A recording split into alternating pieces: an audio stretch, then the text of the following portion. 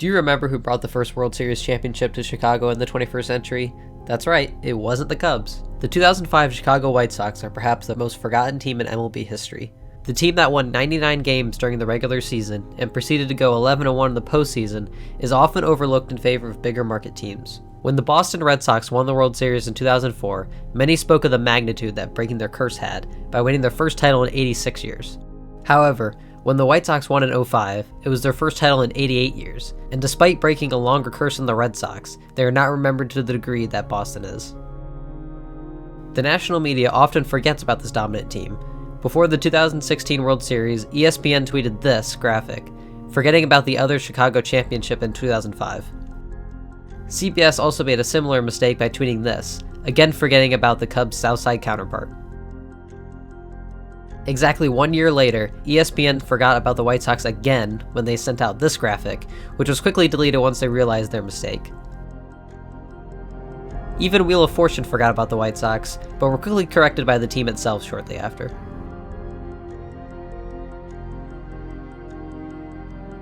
Despite their lack of national remembrance, 2005 Sox are one of the most dominant teams of recent memory, assembled by GM Kenny Williams.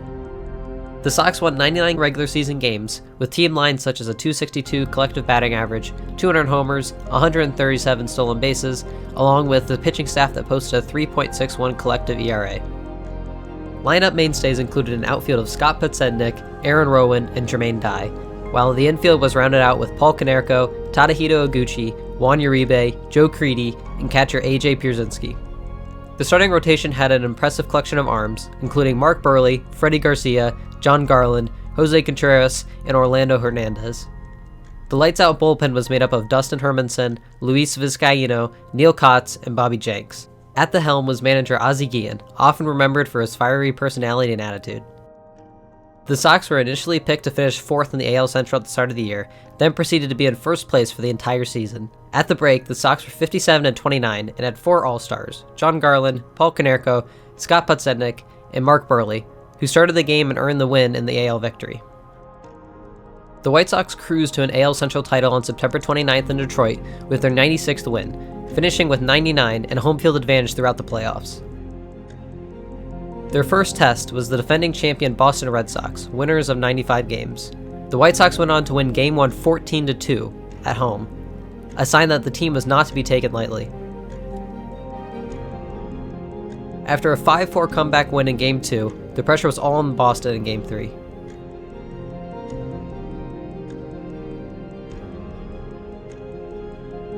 The White Sox swept the defending champs on their own field 5-3 and secured a spot in the American League Championship Series.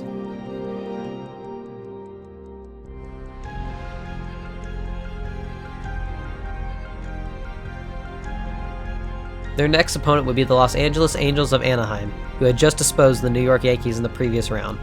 The White Sox dropped Game 1 in the ALCS at home, 3-2, in what would be their only defeat of the postseason. Game 2 would be remembered for its controversial drop third strike call and eventual White Sox victory.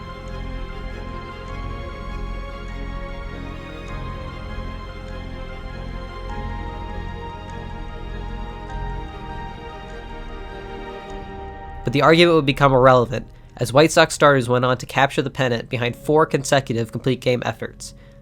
The White Sox became the first team to do this since 1928. The Sox stomped their way to the 2005 American League pennant, but their work was not done yet. Game 1 of the World Series was held on October 22nd in Chicago, with the Sox meeting the Houston Astros in the Fall Classic. Jermaine Dye hit a homer off of Roger Clemens to give the Sox an early lead. The game was tied until the 4th, when Joe Crede put the Sox up for good.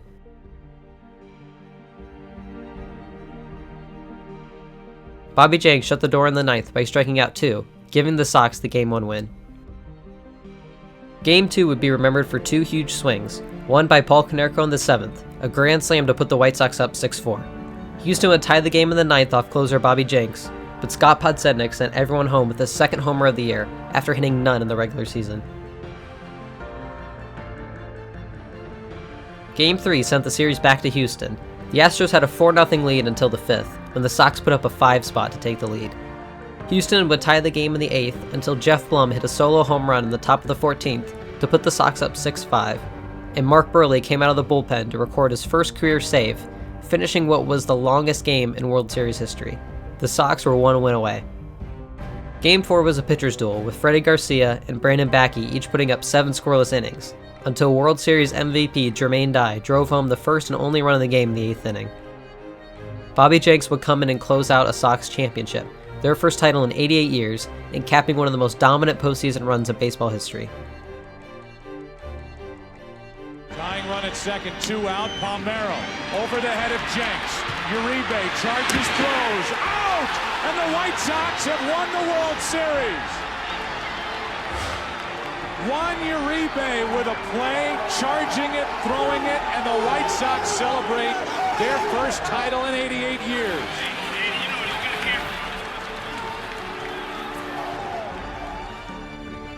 The Chicago White Sox may always be the second team in Chicago, but the dominance that their team had through the regular season and through the playoffs will always be in the record books, even as national outlets such as ESPN do their best to forget about it.